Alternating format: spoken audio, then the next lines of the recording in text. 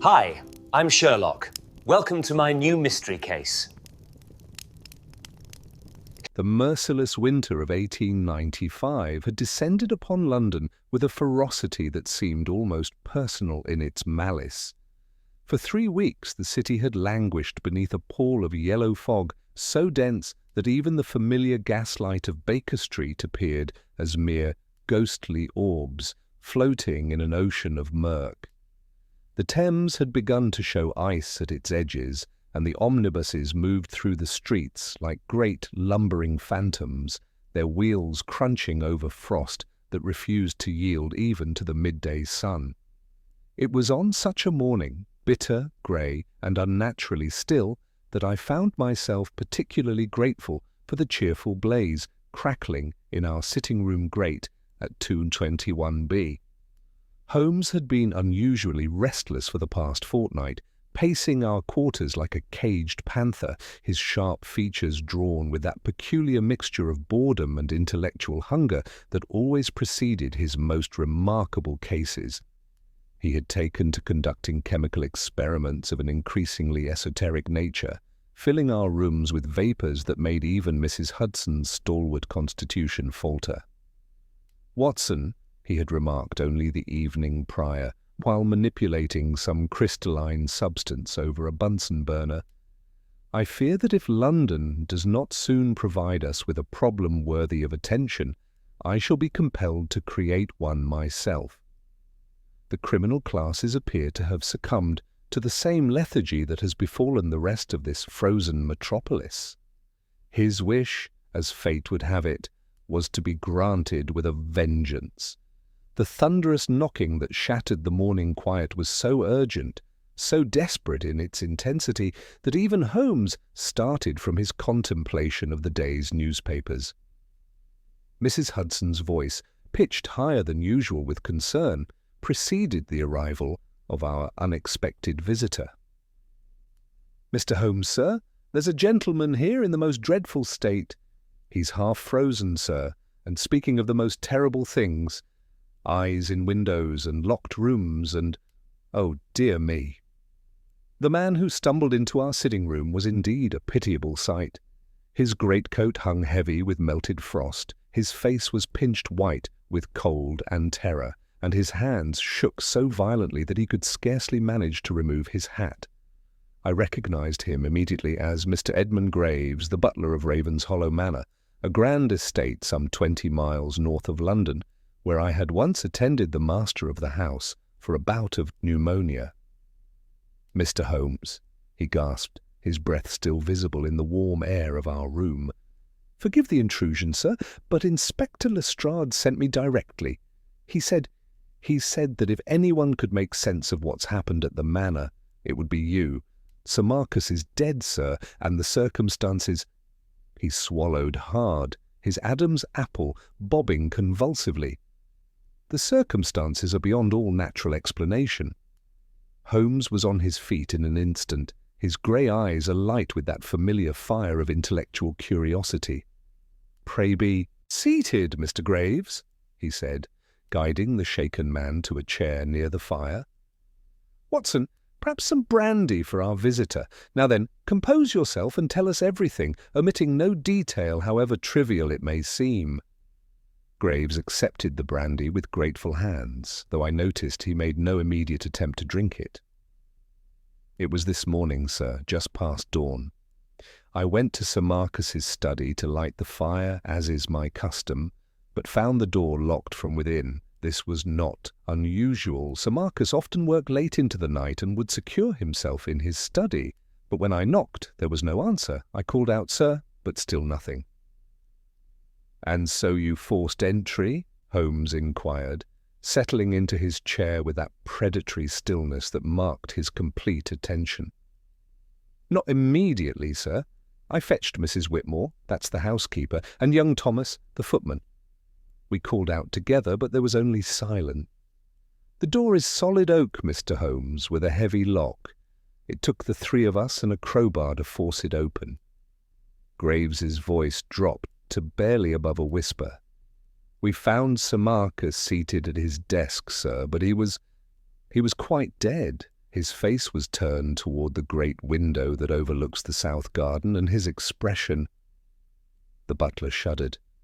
His expression was one of absolute terror, sir, as if he had seen something that froze his very soul. I leaned forward, my medical training asserting itself. What was the apparent cause of death? That's just it, Doctor. There was no wound, no sign of violence. Dr. Pemberton was summoned immediately, and he could find no obvious cause. Sir Marcus appeared to have simply stopped living. But there was a strange, sweet smell in the room, rather like bitter almonds, if you take my meaning. Holmes's eyebrows rose slightly. Most interesting. And the window you mentioned? Graves's hands began to tremble anew. That's the truly dreadful part, sir. The window was completely frosted over, had been all night, according to Thomas, who saw it when he made his evening rounds. But when we found Sir Marcus, there were 2 clear spots in the frost, sir. 2 perfect circles, each about the size of a shilling, positioned exactly where a person's eyes might press against the glass if they were looking in. From the outside? Holmes asked sharply. Yes, sir. The frost was on the inner surface of the glass, but these circles were clear, as if someone had breathed on them from within. Yet Sir Marcus was found facing the window, not with his back to it. Mr. Holmes— Graves's voice cracked with emotion. Mrs. Whitmore swears that just before dawn, while she was in the kitchen preparing the morning tea, she glanced out at the garden and saw them. 2 eyes, sir, 2 human eyes, staring through those clear spots in the frost, watching the study from outside. Holmes sprang to his feet, his entire frame vibrating with energy. Capital! Watson, your coat and medical bag. Mr. Graves, you shall return with us immediately. Lestrade is at the manor? Yes, sir, with 2 constables. He's been examining the grounds, but the frost has preserved everything exactly as it was. There are no footprints in the garden, sir. No tracks of any kind. It's as if those eyes belong to something that could float above the ground itself. As we prepared to depart, Holmes paused at the window, gazing out at the fog-shrouded street with that peculiar intensity that marked his most profound cogitations. "Watson," he murmured, "we are about to encounter either the most ingenious murder in the annals of crime, or we shall find ourselves face to face with something that transcends the merely criminal. The eyes behind the frozen window may yet prove to be very human eyes indeed, but the hand that placed them there promises to be most extraordinarily clever." The hansom that awaited us was already thick with frost, and as we settled into its leather interior for the journey to Ravenshollow Manor, I could not suppress a shiver that had nothing to do with the bitter cold. Somewhere ahead of us lay a mystery that would test even Holmes's remarkable powers of deduction, and I found myself wondering whether the eyes that had stared through that frozen window had belonged to the living, or to something far more sinister. The journey to Ravenshollow Manor proved both illuminating and unsettling in equal measure. Our hansom lurched and swayed along roads made treacherous by the persistent frost, while Holmes subjected poor Graves to a methodical interrogation that gradually revealed the complexities surrounding Sir Marcus Ashford's final days. The butler, though still shaken by his morning's discovery, proved an observant witness whose responses painted an increasingly intriguing picture of the household's recent activities. "You mentioned that Sir Marcus had been agitated of late," Holmes observed, his grey eyes fixed intently upon Graves's pallid features. "Had there been any unusual visitors or circumstances that might account for such distress?" Graves shifted uncomfortably in his seat, his breath still visible in the cab's chilled interior. "Indeed, sir, there had been. Just 3 days past, a Professor Blackwood arrived from Cambridge, claiming urgent need to examine Sir Marcus's collection of Tibetan manuscripts. They spent the better part of 2 days closeted together in the study, discussing matters far above my understanding." "Describe this professor, if you please."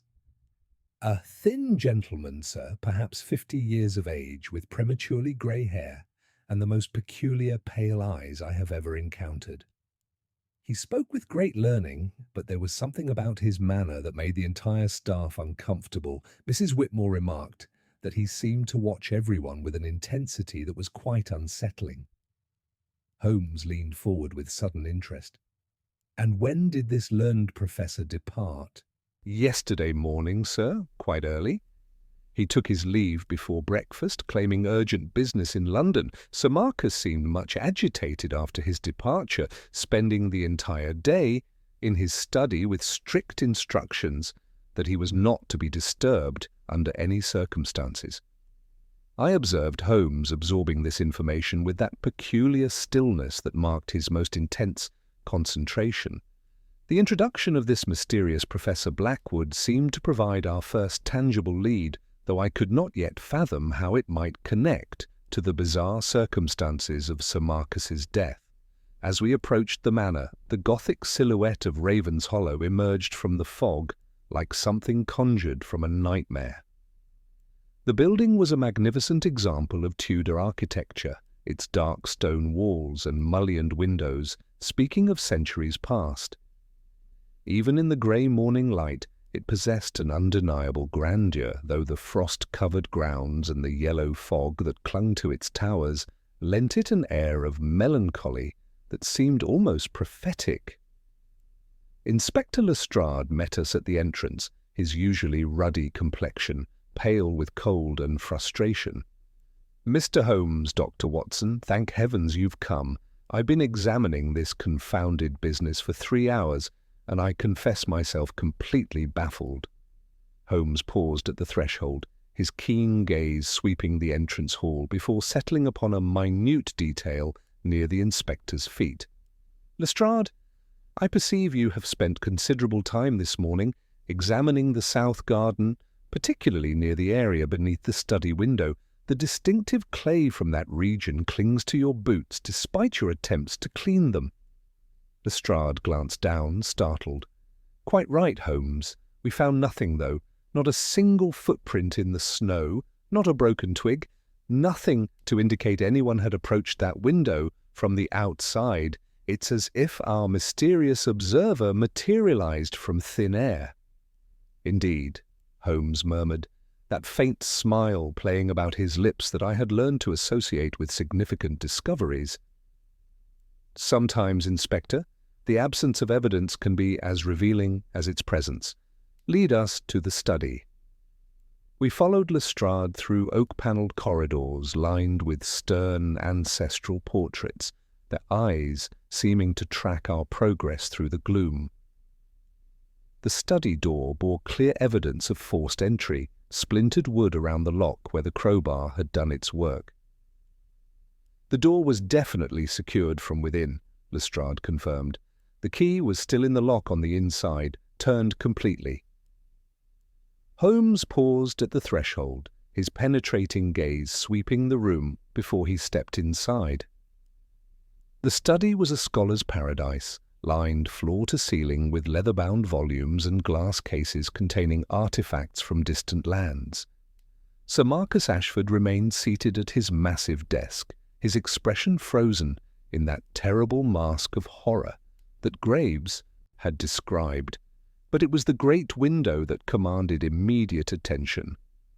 Despite the room's warmth, maintained by glowing embers in the grate, the glass remained heavily frosted, and there, exactly as described, were 2 perfect circles of clarity, positioned precisely where human eyes might peer through from the garden beyond.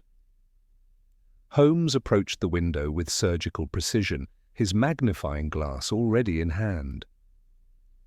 "Most singular," he murmured, examining the clear spots without touching the glass. "Watson, observe the edges of these circles. The frost radiates outward in crystalline patterns that suggest rapid temperature changes." "It appears," I ventured, "as though something warm was pressed against the glass from within." "Precisely," Holmes agreed, his eyes brightening with that familiar fire of discovery. "Yet Sir Marcus was found facing the window, not with his back to it. The question becomes, what created these marks? And more importantly, When? Holmes approached the mysterious window markings with the methodical precision that had made his reputation throughout London. Drawing a silk handkerchief across his mouth to prevent his breath from disturbing the evidence, he bent close to examine the two clear circles with his magnifying glass. The pale morning light revealed details that would have escaped a less trained observer. "Most singular indeed," he murmured, producing a small penknife from his waistcoat. With delicate movements, he scraped a minute sample from the edge of one circle, transferring it to a glass slide. "Watson, observe the crystalline structure here. The frost radiates outward in patterns that suggest rapid temperature changes, yet something has prevented formation at these precise points." I leaned closer, noting the scientific precision with which Holmes examined each detail. The circles are remarkably uniform in size and positioning, almost as though they were deliberately created. Precisely. Holmes held the sample to the light, his grey eyes bright with discovery. "And here," he indicated a nearly invisible residue along the circle's edge. "A trace of resin, not unlike that used in theatrical applications. Someone has given considerable thought to creating this illusion." Lestrade shifted impatiently behind us. "Illusion or not, Holmes, we still have a dead man in a locked room and no explanation for how he died." Holmes moved to examine Sir Marcus's body with the same methodical care. The unfortunate gentleman remained slumped over his desk, one hand still clutching a fountain pen, the other resting near an open notebook. The expression of absolute terror remained frozen upon his features, lending an air of supernatural dread to the entire scene. I knelt beside the corpse, my medical training asserting itself despite the unsettling circumstances. "The rigidity suggests death occurred several hours ago, likely between midnight and 2 o'clock. The bluish tinge about the lips and that distinctive bitter almond odor confirms cyanide poisoning. I examined the hands and clothing carefully. Yet there are no signs of struggle, no indication he attempted to resist or call for help." Holmes nodded absently, his attention focused on the notebook beneath Sir Marcus's hand. The writing grew increasingly erratic toward the bottom of the page, as though penned by a man under extreme duress. "Listen to this, Watson. The eyes, watching, always watching. Blackwood was right. The ritual cannot let them see." "Most illuminating indeed." "Professor Blackwood again," Lestrade observed. "That man seems central to everything that's happened here." "Indeed," Holmes replied, moving to examine the fireplace where embers still glowed warmly. "Yet observe how carefully this fire has been maintained throughout the night. Someone wished this room to remain warm, despite the bitter cold outside." He knelt beside the grate, using brass tongs to extract several charred fragments from among the ashes. Sir Marcus appears to have been destroying evidence, papers bearing what look like diagrams or symbols. At that moment, Mrs. Whitmore appeared in the doorway, her composed exterior barely concealing the anxiety that had gripped the entire household. The housekeeper was a woman of perhaps 60 years, with steel-grey hair and the bearing of one long accustomed to managing a great estate. Yet I could see fear lurking behind her professional demeanour. "Begging your pardon, Mr. Holmes," she addressed him directly, "but I thought you should know I've discovered something most peculiar in Professor Blackwood's room." Holmes was on his feet instantly, his entire frame vibrating with renewed energy. "You preserved the Professor's quarters exactly as he left them?" "Yes, sir. Sir Marcus gave strict instructions that nothing was to be disturbed. The room remains precisely as it was when the Professor departed yesterday morning." We followed Mrs. Whitmore through the Manor's oak-panelled corridors to a guest chamber on the second floor. The room showed clear signs of recent occupation, But what immediately commanded Holmes's attention was a leather travelling case that sat partially concealed beneath the writing desk. "The Professor left this behind?" Holmes inquired, approaching the case with obvious fascination. "That's what troubles me, sir.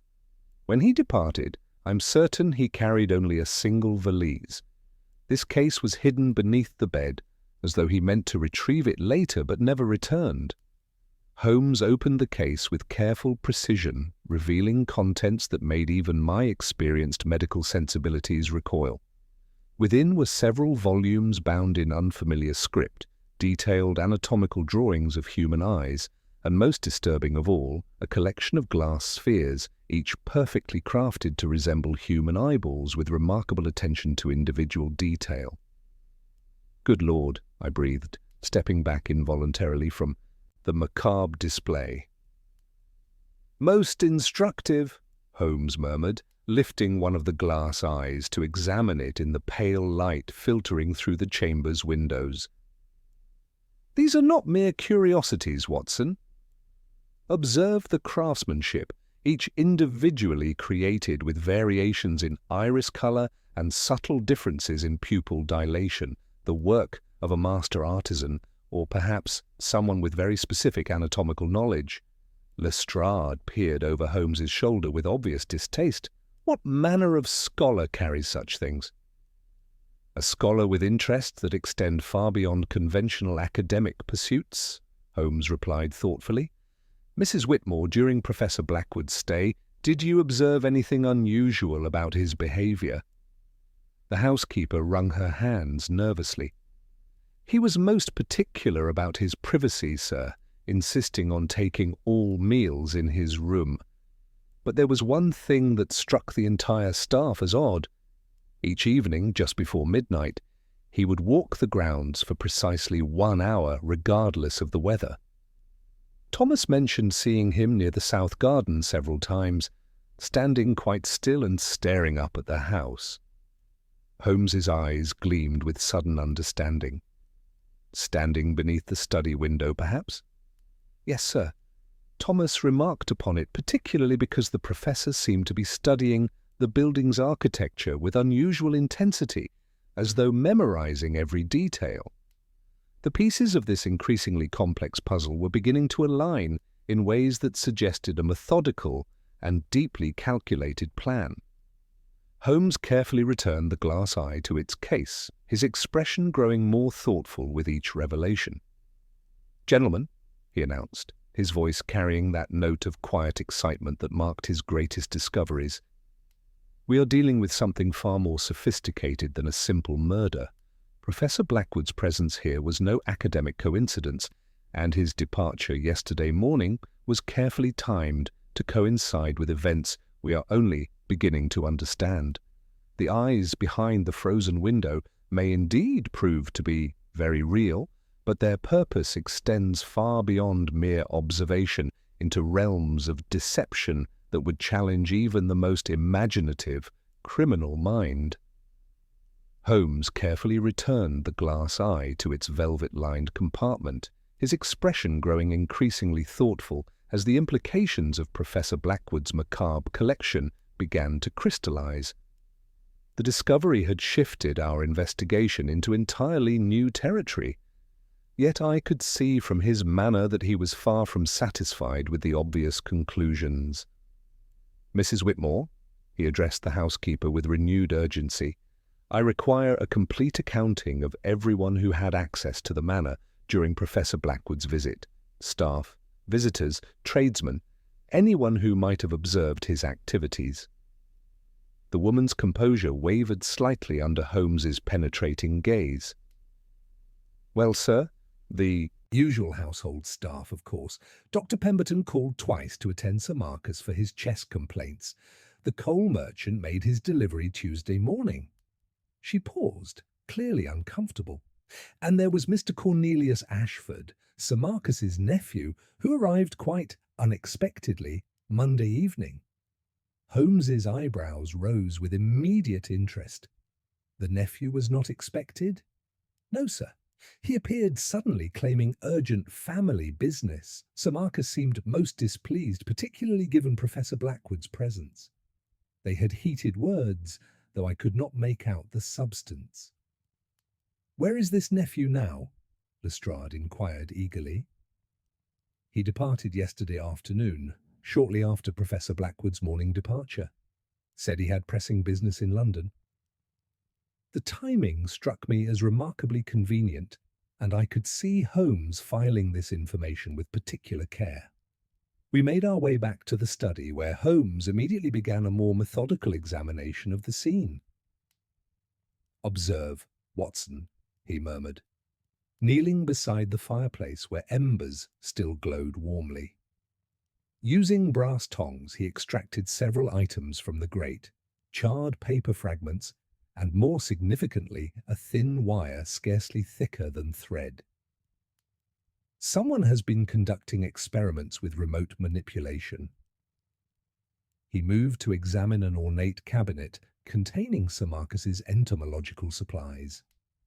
Within the lower drawer sat several heavy glass jars with ground stoppers, each lined with plaster and cotton wool. One jar stood apart from the others, its stopper improperly seated, the distinctive bitter almond odour still detectable. "A killing jar," I observed, recognizing the apparatus from my medical training, "commonly charged with potassium cyanide." Holmes nodded, tracing the thin wire's path from the jar to a position beneath the desk. "Note the recent moisture, Watson, and the crystalline bloom along the plaster surface. This jar has been opened very recently by an inexperienced or hurried hand." With his knife point, he demonstrated how the wire could be used to draw the stopper from a distance. "Someone positioned at this desk could release the poison without direct contact, allowing the warm draft from the fire to distribute the fatal vapours." At that moment, a light knock announced the arrival of two individuals who would prove central to our investigation. The first was a young woman of perhaps 25, pale but composed, with intelligent dark eyes that spoke of both grief and determination. "I am Eleanor Ashford," she announced. "Is it true that my uncle suffered?" Holmes's voice softened perceptibly. "Miss Ashford, your uncle's passing was swift. Did you hear anything unusual during the night?" "Only a faint tapping, sometime after 1 o'clock. Like glass or porcelain touching wood." I rose and opened my door, but the corridor was empty. Behind her stood a slight nervous man with hollow cheeks and a telltale blue stain upon his shirt cuff. "Mr. Lionel Harcourt," he introduced himself with a fluttering bow. "Sir Marcus's secretary. If I can be of service?" Holmes's keen gaze had immediately fixed upon the stain. "You have been at the chemical cabinet this morning, Mr. Harcourt." The secretary coloured deeply. "Only to fetch the catalogue Sir Marcus kept with those jars. Inspector Lestrade requested all inventories. I confess I brushed my sleeve in my haste." As we gathered this information, Holmes began pacing the room with that restless energy that marked his deepest concentration. "Gentlemen," he announced finally, "we are confronting something far more sophisticated than a simple murder. The evidence points clearly toward Professor Blackwood, his nocturnal observations, the glass eyes, his convenient departure. Yet I find myself troubled by the very neatness of this conclusion." He paused at the frosted window, examining once more those mysterious clear circles. "The perfect crime, Watson, is often not one that leaves no trace, but one that leaves too many traces, all pointing in the same direction. Someone has taken considerable care to ensure we suspect Professor Blackwood. The question becomes, are we following the true trail, or merely the one we were meant to discover?" The complexity of the deception was becoming increasingly apparent, and I realized we stood at the threshold of a mystery that would challenge even Holmes's remarkable powers of analysis. Holmes's assertion about the suspicious convenience of evidence against Professor Blackwood seemed to cast a shadow over our entire investigation. I watched as Lestrade's confidence visibly wavered, the inspector clearly having prepared to issue an immediate warrant for the professor's arrest. "But surely, Holmes," I ventured, studying the macabre collection of glass eyes once more. Such elaborate preparations could hardly be coincidental. The nocturnal observations, the theatrical materials, the convenient departure, these form a compelling pattern. "Indeed they do, Watson, far too compelling for my comfort." Holmes moved toward the window, his keen gaze fixed upon details that escaped ordinary observation. "Consider how perfectly each piece of evidence presents itself. A lesser criminal might leave one or two damning clues, but our perpetrator has provided us with an entire catalogue of guilt, each item more incriminating than the last." Miss Eleanor Ashford stepped forward, her composure remarkable despite the morning's terrible revelations. "Mr. Holmes, I must tell you something about my uncle's final days." He spoke repeatedly of ancient knowledge that should remain buried, of techniques described in those Tibetan manuscripts. Professor Blackwood had shown him references to what he called vessels of sight, methods for observing the living from impossible distances. Holmes's eyebrows rose with immediate interest. "Vessels of sight, most intriguing terminology. Mr. Harcourt, as Sir Marcus's secretary, you would have access to his recent correspondence. Were there any unusual communications?" The nervous secretary's hands trembled as he replied, "Several telegrams arrived from London over the past week, all signed C.A. Sir Marcus grew increasingly agitated after each one, instructing me to burn them immediately after reading. The final message arrived Tuesday evening, just hours before Professor Blackwood's departure. C.A., Holmes mused thoughtfully. Cornelius Ashford, perhaps? Miss Ashford, what can you tell us about your cousin's recent circumstances? Eleanor's expression darkened perceptibly. Cornelius has accumulated substantial gambling debts in London. He had been pressing Uncle Marcus for financial assistance, but their relationship had grown quite strained. There was talk of a new will that would severely limit his inheritance. This revelation provided a compelling motive, yet Holmes appeared unconvinced. His attention had shifted to the frosted window, where he knelt to examine the sill with his magnifying glass.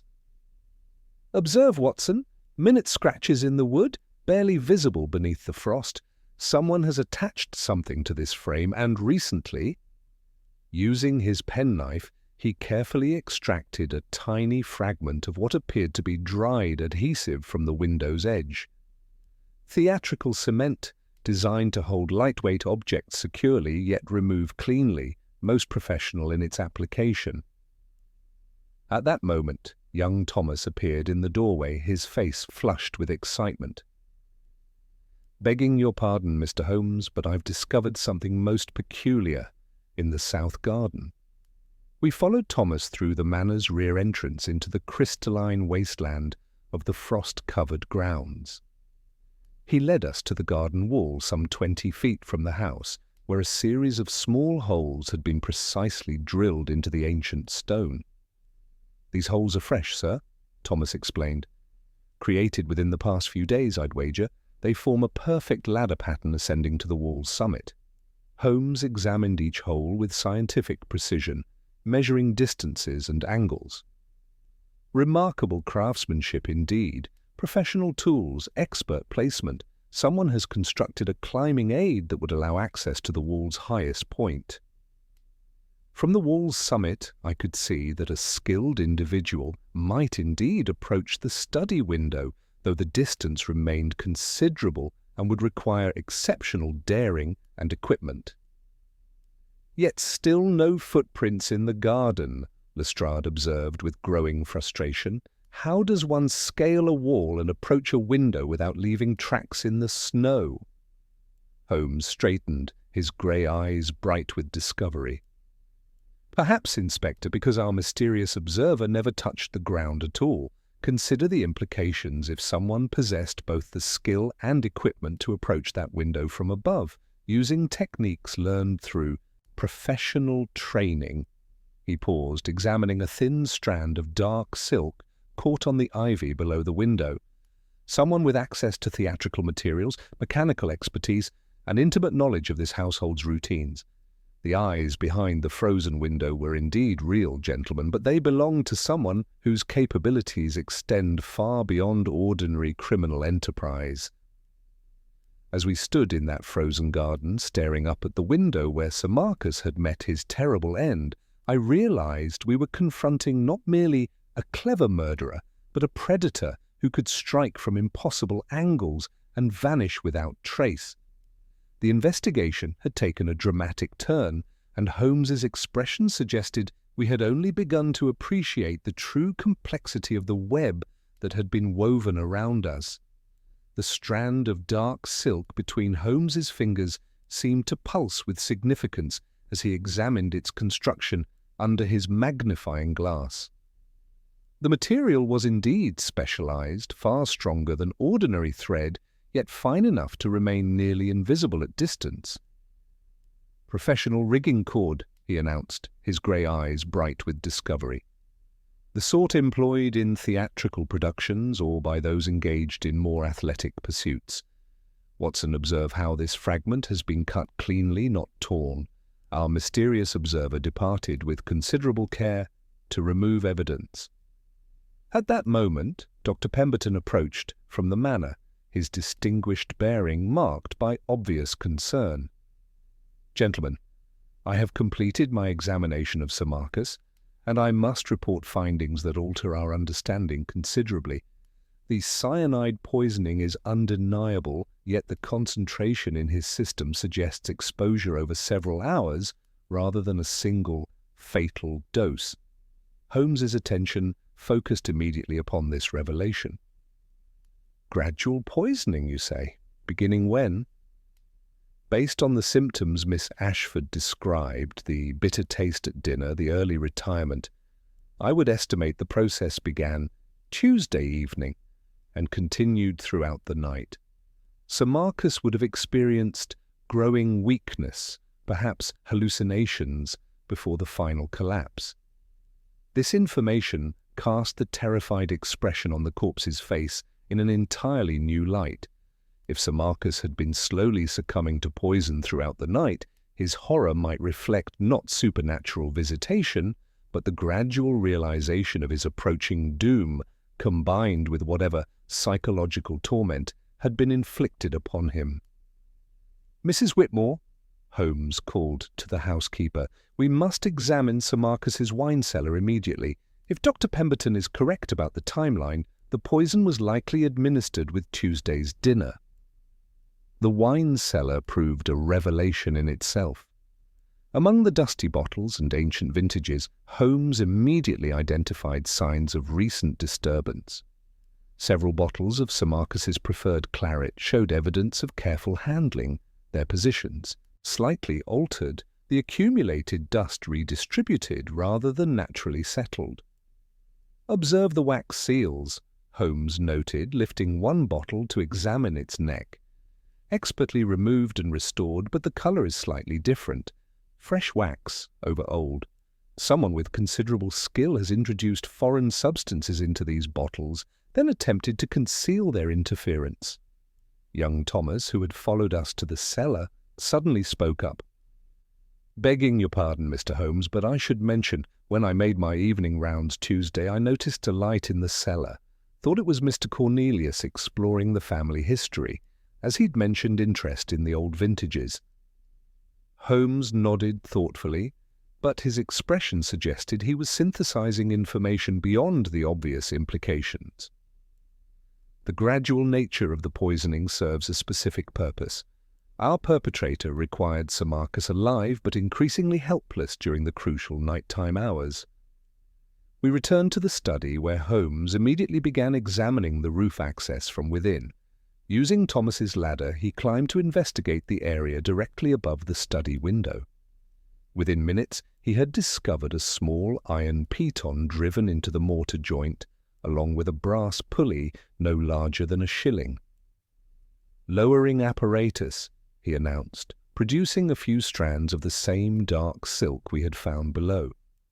But not for a person, for a device, something lightweight that could be positioned precisely against the window from above. Back in the study, Holmes requested hot water from Mrs. Whitmore. When it arrived, he produced 2 of Professor Blackwood's glass eyes from the leather case, selected those with pale irises, and demonstrated how heated glass orbs lowered against the outer window pane would create the exact thermal patterns we had observed in the frost. Theatrical misdirection of the highest order, he explained, comparing the new frost circles to the originals. Our perpetrator could create the illusion of supernatural observation at will, terrifying a man already weakened by gradual poisoning. But Holmes was not finished. Moving to Sir Marcus's desk, he began examining the area where the fountain pen lay. Using his penknife, he carefully probed beneath the blotter until his efforts revealed a thin wire, nearly invisible, running to a small cavity expertly chiseled into the desk's knee-hole panel. From this recess, he withdrew a compact wooden box fitted with a delicate ratchet mechanism. "A clockwork release," he announced. This device was connected to the stopper of the cyanide jar.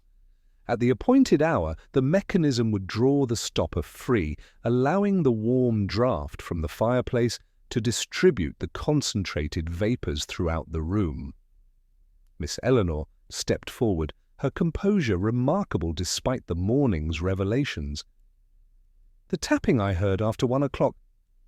Precisely the sound this mechanism would make in its final moments," Holmes confirmed, demonstrating the device's operation.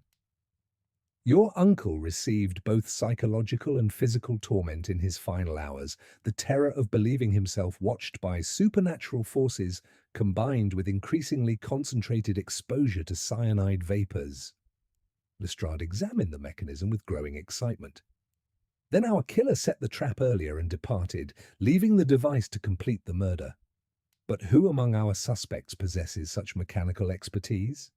Holmes's penetrating gaze settled upon Mr. Harcourt, whose nervous demeanour had grown increasingly pronounced throughout our discoveries. "Mr. Harcourt, your background includes watchmaking, does it not? The oil stains on your cuff are characteristic of precision mechanical work." The secretary's hands trembled visibly.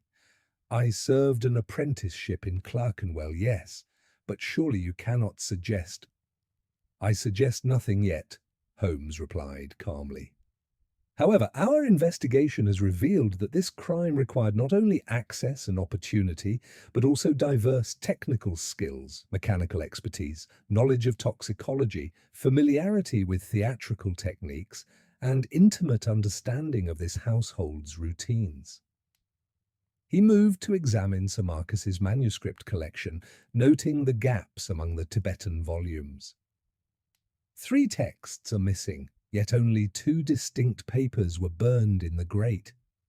The 3rd manuscript, likely the most valuable, remains unaccounted for.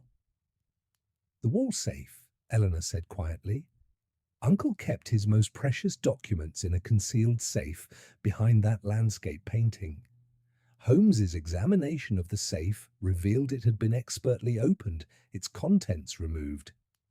Here lies our true motive," he announced. "Not inheritance disputes or academic rivalry, but something within those ancient texts valuable enough to justify such elaborate planning." As the afternoon light began to fade, Holmes surveyed the study with that peculiar intensity that marked his most significant deductions. "Gentlemen, we are confronting a crime of extraordinary sophistication, one that combines medieval knowledge with modern mechanical ingenuity, psychological manipulation with precise toxicology. Our perpetrator has demonstrated capabilities that extend far beyond ordinary criminal enterprise." He paused, his grey eyes bright with anticipation. "The question now becomes, will our clever adversary be content to leave such an intricate mechanism undiscovered, or will the compulsion to retrieve evidence draw them back to complete their work? I propose we shall soon discover the answer. The investigation had reached its crucial turning point, and I could sense Holmes preparing to spring whatever trap his remarkable mind had been constructing throughout our examination of this most complex and ingenious crime. Holmes's assertion about our perpetrator's compulsion to return struck me as both psychologically astute and tactically brilliant.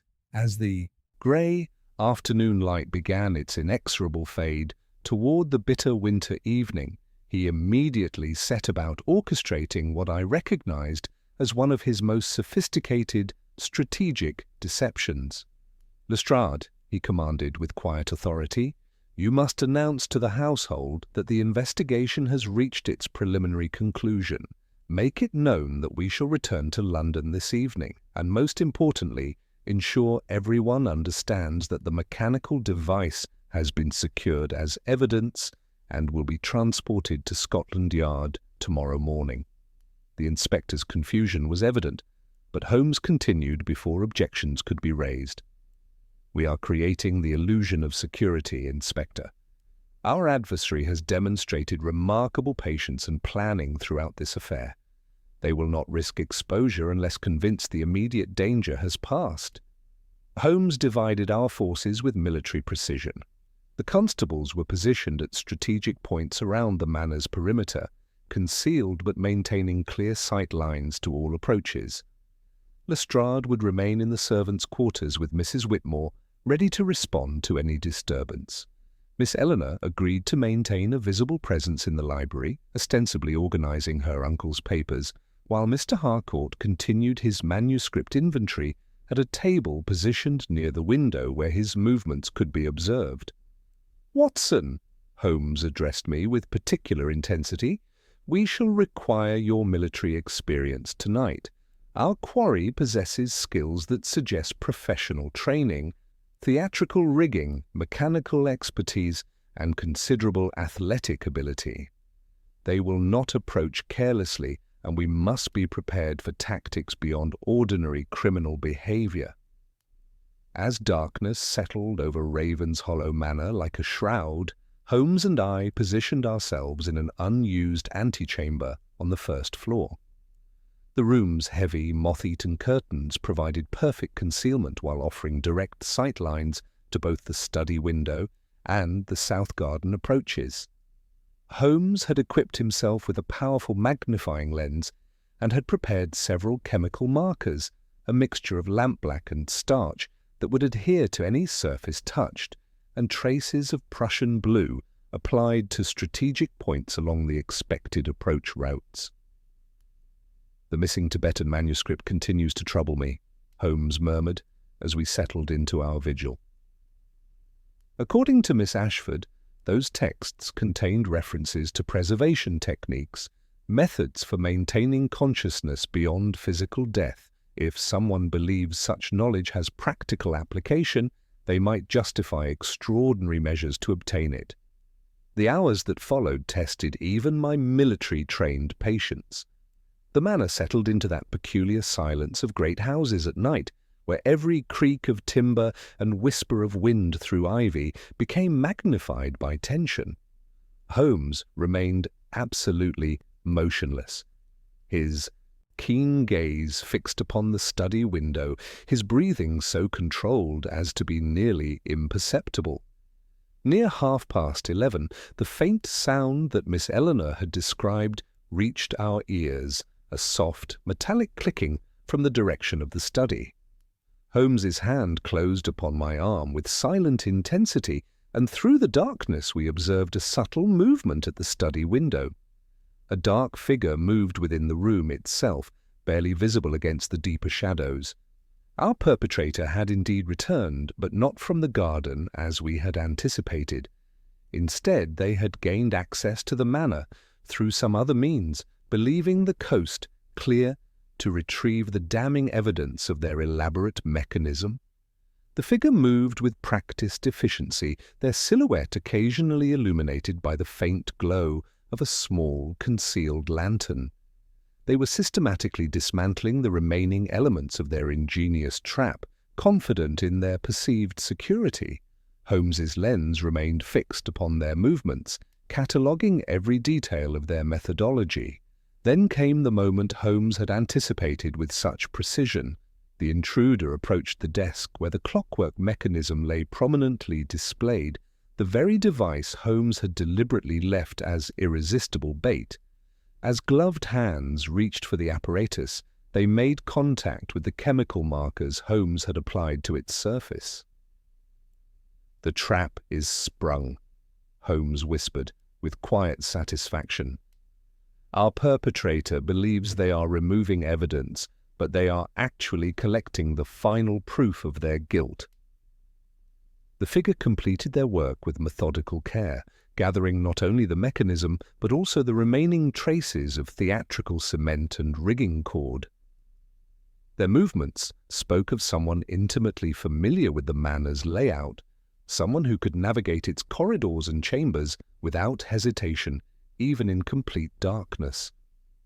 As the intruder prepared to depart, Holmes rose silently from our concealment.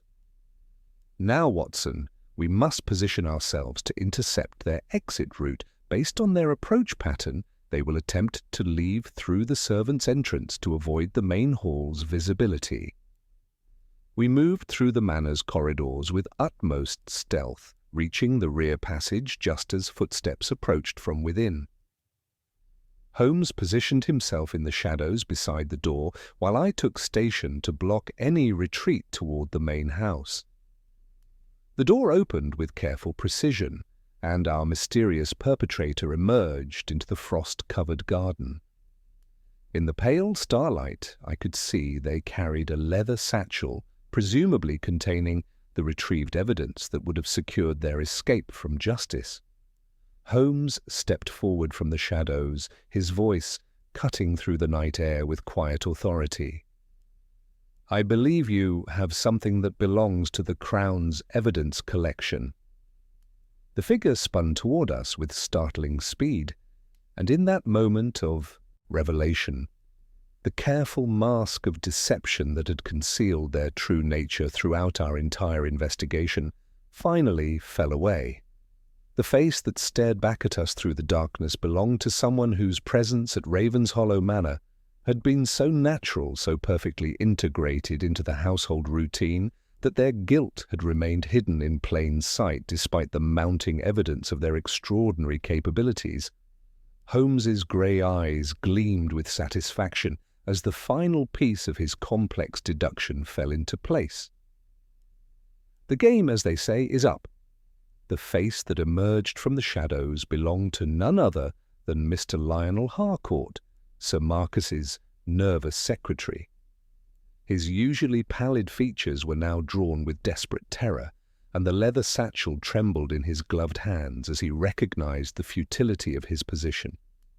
For a moment that seemed to stretch into eternity, he stood frozen like a deer caught in a hunter's lantern, his eyes darting between Holmes and myself as he weighed his chances of escape. Then, with the sudden desperation of a cornered animal, Harcourt lunged toward the darkness beyond the garden wall, but Holmes was ready for him, his long arm shooting out to grasp the secretary's wrist with iron determination. I closed from the opposite flank, and between us we had him secured before he could take 3 steps. "Inspector Lestrade?" Holmes called sharply, and within moments the inspector appeared with 2 constables, as though materialized from the very shadows themselves. "Mr. Harcourt," Holmes said with that peculiar calm that marked his greatest triumphs, "I believe you have something that belongs to Scotland Yard's evidence collection." The satchel fell from nerveless fingers, spilling its damning contents across the frost-covered ground. The clockwork mechanism, coiled rigging cord, fragments of theatrical cement, and most tellingly, 2 of Professor Blackwood's glass eyes, their pale irises gleaming accusingly in the starlight. "You cannot prove anything," Harcourt whispered, though his voice carried the hollow ring of a man already defeated. "I was merely retrieving the evidence of your elaborate deception," Holmes interrupted smoothly. "Observe, Inspector, the chemical markers I applied to that mechanism earlier this evening. They have transferred quite beautifully to Mr. Harcourt's gloves, creating stains that will remain visible for days. Indeed, the telltale smears of lamp-black and Prussian blue were unmistakable upon the secretary's hands, marking him as surely as if he had signed a confession. As we returned to the warmth of the study, with Harcourt now secured between two constables, Holmes began his methodical exposition of the crime's intricate construction. The fire had been rekindled, casting dancing shadows across the room where Sir Marcus had met his terrible end, and in that flickering light Holmes commanded our attention with the authority of complete understanding. "Gentlemen," he began, his grey eyes bright with intellectual satisfaction, "we have witnessed a crime of extraordinary sophistication, one that required not merely criminal intent, but a unique combination of mechanical expertise, toxicological knowledge, theatrical skill, and intimate familiarity with this household's routines." He gestured toward the frosted window where those mysterious clear circles still marked the glass. The eyes behind the frozen window were indeed real, but they belonged neither to supernatural forces nor to Professor Blackwood. Mr. Harcourt, with his background in precision watchmaking and his meticulous nature, crafted an elaborate deception using heated glass orbs lowered against the exterior of the frosted window from above. Holmes demonstrated with one of the retrieved glass eyes, showing how the warm surface would create the exact thermal patterns we had observed. Using theatrical cement and rigging cord operated from the roof through that small pulley we discovered, he could create the illusion of terrifying observation at will. This psychological torment was inflicted upon Sir Marcus, while he was already weakened by gradual cyanide poisoning.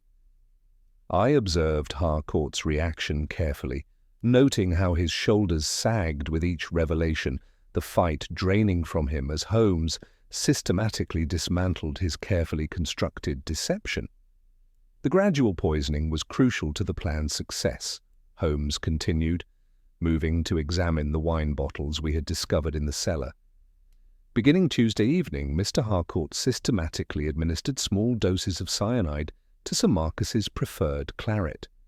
As the household secretary, he had legitimate access to both the wine cellar and the chemical cabinet containing the entomological supplies. Holmes then turned to the clockwork mechanism, holding it up to catch the firelight. The final fatal dose was delivered by this ingenious device, a creation that required the precision skills of a trained watchmaker. Timed to release concentrated vapors during the early morning hours when Sir Marcus would be at his weakest, it ensured death would occur while maintaining the illusion of supernatural intervention. "But the motive, Holmes?" Lestrade inquired, his professional curiosity overcoming his satisfaction at the arrest. "What drove such an elaborate scheme?" Holmes moved to the empty wall, safe behind the landscape painting. The true prize, Inspector, was not monetary inheritance, though Mr. Harcourt was clever enough to attempt implicating Cornelius Ashford through forged telegrams. The missing Tibetan manuscript contained references to preservation techniques, methods for maintaining consciousness beyond physical death. To a man of Harcourt's obsessive and scholarly temperament, such knowledge represented the ultimate prize. The secretary finally spoke, his voice barely above a whisper. "You cannot understand what those texts contained. Secrets that could extend human existence indefinitely, techniques that transcended the boundaries between life and death. Sir Marcus was a fool to keep such knowledge buried in dusty archives." "Knowledge," Holmes replied coldly, "that cost a man his life and nearly destroyed an innocent scholar's reputation. Your elaborate frame of Professor Blackwood was particularly despicable, using his legitimate academic interest to create a perfect scapegoat while you pursued your obsession with immortality." As Holmes continued his exposition, the full scope of Harcourt's deception became clear. His position as secretary had provided perfect access and intimate knowledge of household routines. His watchmaking background had enabled the construction of the timing mechanism. His nervous demeanor, which we had attributed to natural temperament, had actually concealed the strain of maintaining such an elaborate deception. The oil stains on your cuff, your intimate knowledge of the chemical cabinet, your access to Sir Marcus's correspondence. All these details painted a picture of capability that we initially overlooked, Holmes observed. You even planted Professor Blackwood's collection of glass eyes to ensure we would suspect him, knowing that his nocturnal observations and eccentric interests would provide perfect misdirection. Miss Eleanor, who had been listening with growing horror, finally spoke. Uncle Marcus trusted you completely. He often said you were the most reliable person in his employ. Harcourt's face twisted with something approaching regret. He was destroying knowledge that could benefit all humanity.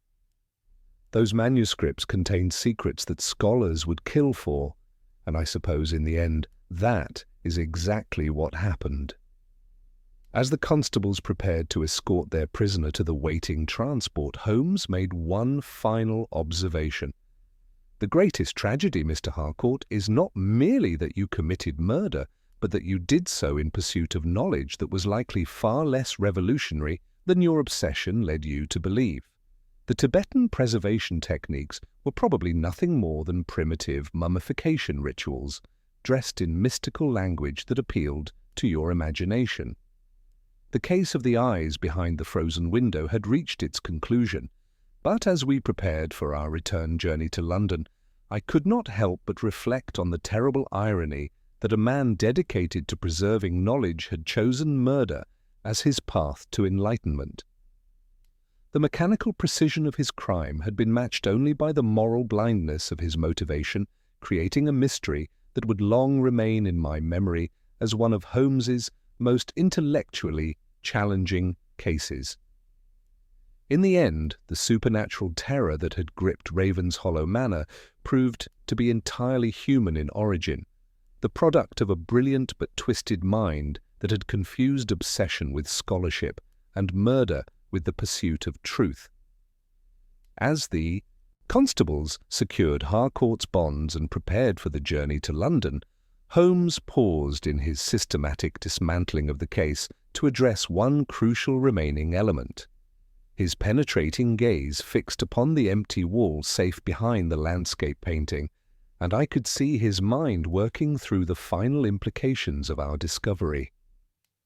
"Mr. Harcourt," Holmes said with quiet intensity, "the missing Tibetan manuscript, where have you concealed it?" For the first time since his capture, genuine confusion flickered across the secretary's pallid features. "I searched everywhere after Sir Marcus's death was discovered, but the safe was already empty when I examined it. I assumed you had already secured it as evidence." Holmes's eyebrows rose slightly as he knelt to examine the safe's mechanism more closely. "Most interesting. The scratches around this lock are fresh, but they show the distinctive marks of professional safe-cracking tools, skeleton keys and tension devices far beyond your mechanical expertise." He straightened, his grey eyes bright with renewed interest. "Someone else opened this safe, Mr. Harcourt. Your elaborate murder served to distract from a theft that had already occurred." The implication struck me immediately. Then we are dealing with two separate crimes, murder and theft, that coincided with remarkable precision. Precisely, Watson, the question becomes, was this coordination planned or merely fortuitous timing? Holmes turned to Mrs. Whitmore, who had remained near the doorway throughout our proceedings. "When did you last observe Sir Marcus accessing the safe?" The housekeeper wrung her hands nervously. "Monday afternoon, sir. He placed a package wrapped in oilcloth inside, and he was more agitated than I had ever seen him. That evening, young Master Cornelius arrived unexpectedly." Holmes nodded thoughtfully. "And Mr. Harcourt, your forged telegrams signed C.A. were designed to implicate Cornelius Ashford in your crime. Yet it appears the nephew may have provided himself with genuine motive through his own actions. Before we could pursue this revelation further, young Thomas appeared in the doorway, his face flushed with discovery. "Begging your pardon, Mr. Holmes, but I've found something in Mr. Harcourt's room, a large package that arrived yesterday morning just after Professor Blackwood's departure." Holmes was immediately alert. "Show us at once." We ascended to Harcourt's Spartan quarters, where Thomas indicated a substantial trunk positioned beneath the narrow bed. The lock yielded quickly to Holmes's delicate picks, revealing the missing manuscript nestled among the secretary's modest possessions. "Here lies the true prize," Holmes announced, lifting the ancient leather-bound volume, the object for which an elaborate deception was orchestrated and a man's life was forfeit. He carefully examined several pages, his expression growing increasingly thoughtful. "These are indeed the vessels of sight and preservation techniques that drove Mr. Harcourt to such desperate measures, fascinating blend of ancient mysticism and crude anatomical studies, dangerous knowledge in the hands of an obsessed mind." As we prepared for our departure from Ravenshollow Manor, Holmes dispatched urgent telegrams to London, one to Inspector Bradstreet regarding surveillance of Cornelius Ashford's activities, and another to Cambridge requesting Professor Blackwood's immediate release and exoneration. "The professor's reputation has suffered unjustly through Harcourt's manipulations," Holmes observed as we settled into our hansom for the return journey. His legitimate scholarly interest in those manuscripts provided the perfect framework for deception, academic rivalry, mysterious ancient knowledge, eccentric behavior, all the elements necessary to construct a compelling false narrative. The journey through the bitter winter night provided Holmes with the opportunity to complete his remarkable reconstruction of the case. As our cab rattled over frost-hardened cobbles toward London, he methodically explained how each element of Harcourt's scheme had been designed to misdirect our investigation. The true genius of the plan lay not in its mechanical complexity, but in its psychological sophistication, Holmes explained, his breath visible in the chilled interior. Harcourt understood that a crime appearing supernatural would initially confuse us, while the subsequent discovery of Professor Blackwood's materials would provide a perfectly logical explanation that satisfied conventional reasoning. I reflected on the subtle signs that had ultimately betrayed the secretary. His nervous temperament, which initially seemed natural given the circumstances, actually concealed the strain of maintaining such an elaborate deception. Indeed, Watson. And his reaction to our discovery of the clockwork mechanism was particularly telling, not surprise or curiosity, but the specific anxiety of someone watching his creation being examined by experts. When I demonstrated its operation, he winced at each sound, the response of a craftsman hearing his work handled by others. As the familiar gaslit streets of London emerged from the fog, Holmes made one final observation that would remain with me long after the case had concluded. The tragedy of Lionel Harcourt lies not merely in his criminal acts, but in the perversion of genuine intellectual gifts. Had he channeled his mechanical ingenuity and scholarly dedication toward legitimate pursuits, he might have made valuable contributions to human knowledge. Instead, his obsession with forbidden secrets led him to destroy the very thing he claimed to serve. We alighted at Baker Street to find a telegram awaiting us from Cambridge, confirming Professor Blackwood's alibi. He had been delivering a public lecture on Tibetan manuscripts to over 50 witnesses during the crucial hours. The final irony was complete.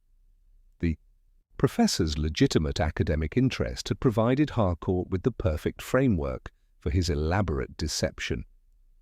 As Lestrade departed to complete the necessary arrangements and we settled before our revived fire, Holmes reached for the evening newspapers with that familiar gesture that marked the conclusion of another case. The eyes behind the frozen window proved to be very human indeed, Watson, but perhaps more terrifying for their humanity than any supernatural explanation could have been. The fire crackled warmly as London settled into winter quiet, and gradually the terrible chill of Ravenshollow Manor began to fade from our bones, replaced by the comfortable certainty that justice, however complex its path, had ultimately prevailed. The case had challenged us in ways that purely criminal matters rarely did, forcing us to confront the darker possibilities that emerged when intellectual brilliance was corrupted by obsession and divorced from moral constraints. The comfortable silence that had settled over our Baker Street sitting room was interrupted by the familiar tread of Inspector Bradstreet upon our stairs. He entered with the satisfaction of a man bearing welcome news, though his expression carried the gravity appropriate to such serious matters. "Mr. Holmes, Dr. Watson," he announced, removing his hat with ceremonial precision, "I bring word that Cornelius Ashford has been apprehended at Dover, attempting to board the morning packet to Calais.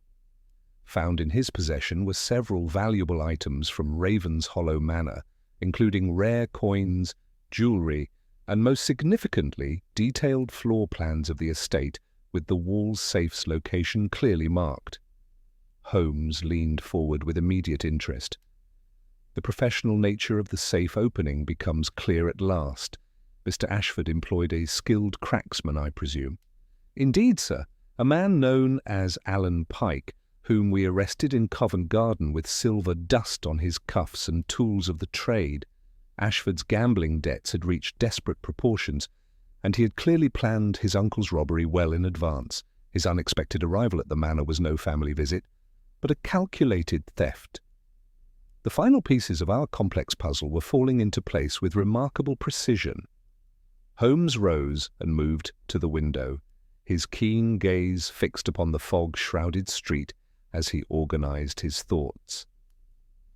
"Watson," he said thoughtfully, "we have witnessed something truly extraordinary, the collision of three separate criminal enterprises, each believing itself to be exploiting the other's presence. Professor Blackwood arrived with legitimate scholarly interest, providing Harcourt with a perfect scapegoat.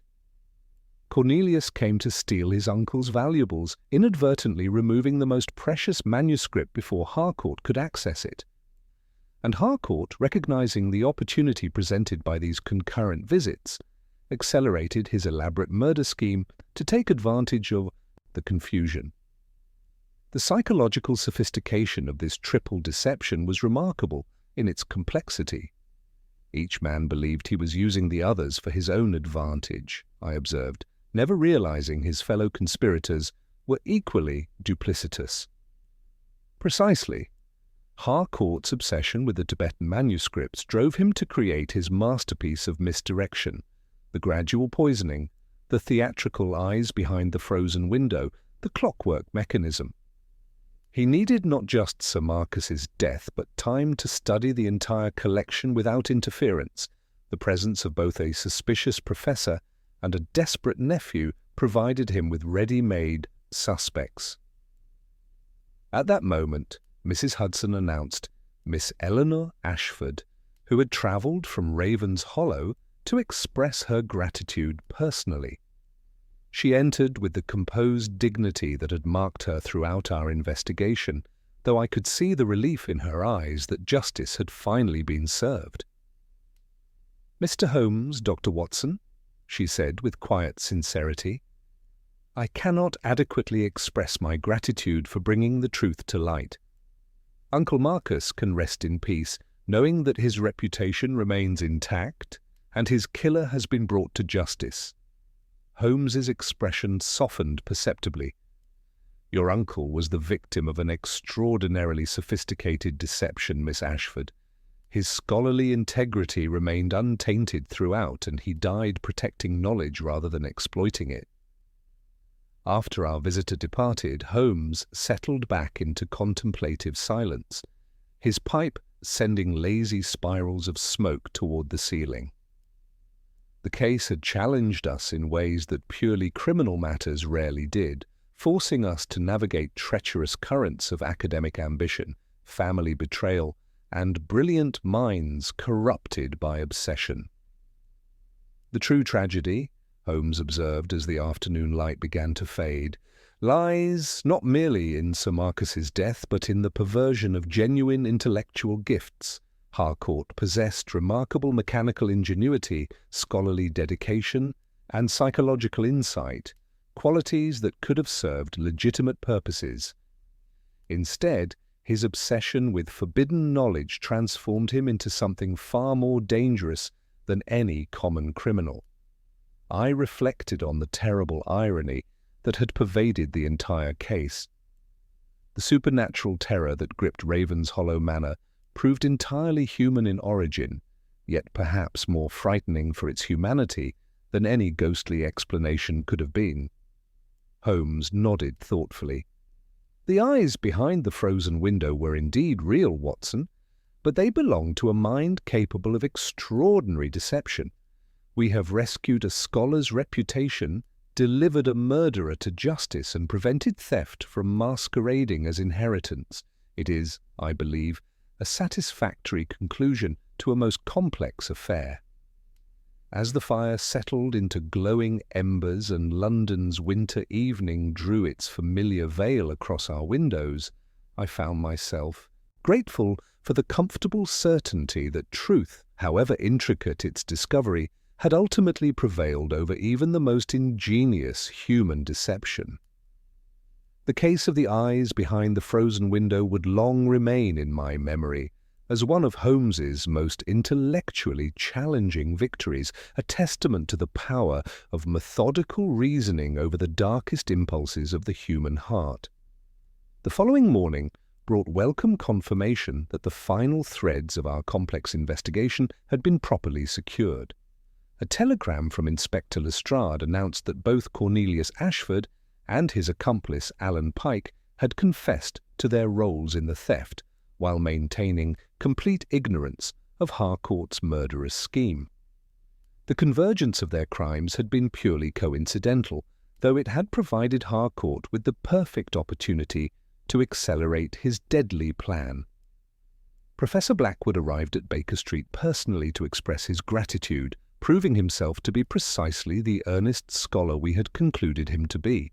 His pale eyes, which had so unsettled the Ravenshollow staff, belonged to a man whose only obsession was legitimate academic inquiry rather than the darker pursuits that had driven Harcourt to murder. "Mr. Holmes," the professor said with evident emotion, "your investigation has not merely cleared my name, but preserved the integrity of scholarly research itself. Had Harcourt's deception succeeded, suspicion might have fallen upon the entire field of Tibetan studies." Holmes received these thanks with characteristic modesty, though I could see his satisfaction in having protected an innocent man's reputation. As our visitor departed, Holmes settled into his armchair with that familiar contemplative expression that marked the successful conclusion of his most challenging cases.